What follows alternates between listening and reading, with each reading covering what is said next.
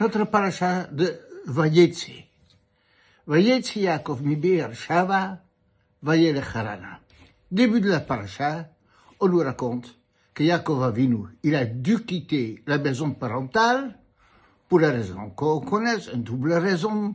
D'une part, le danger d'Esav qui veut le tuer suite à l'histoire avec la Bechora, le droit de l'aîné, et d'autre part, parce que Yaakov Avinu l'a consigné d'aller trouver une épouse chez sa famille à Haran. Mais puisque le texte il dit qu'il est allé à Haran, c'était pas la peine de dire Vayetzi Yaakov mi Be'er Sheva, qu'il avait quitté la ville de Be'er Sheva. Obligatoirement, l'un entraîne l'autre. L'ensemble de commentateurs donne de différentes explications là-dessus.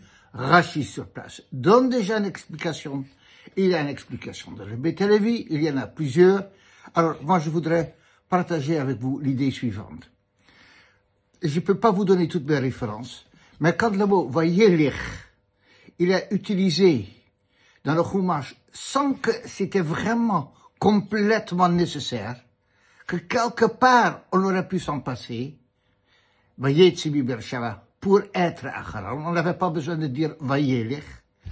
Alors, le mot Vayelech n'est pas une technique, il est allé tout simplement. Il exprime toujours une dynamique, il explique toujours une hishtanut, quelque chose qui va changer. Vayelech un halicha, c'est une notion d'une, je dirais, d'une aliyah, d'une élévation. Alors, l'idée ici, elle est la suivante. Yaakov Avinu va se rendre chez Lavan. Il sait parfaitement bien qui est ce Lavan. Alors, il sait que si quelque part, on va pour être déprimé, pour être dépressif, c'est chez Lavan. Parce que il faut pas se faire des illusions.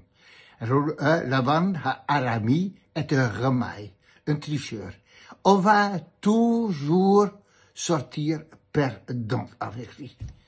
La vie chez Lavan, la ruse, le mensonge, l'hypocrisie, c'est insupportable. Donc, lorsqu'on a des perspectives pareilles, comment est-ce qu'on réfléchit? On dit, bon, on va faire aller, on va faire le mieux, on va pas se laisser trop conditionner. Et le Chumash dit non, un halicha.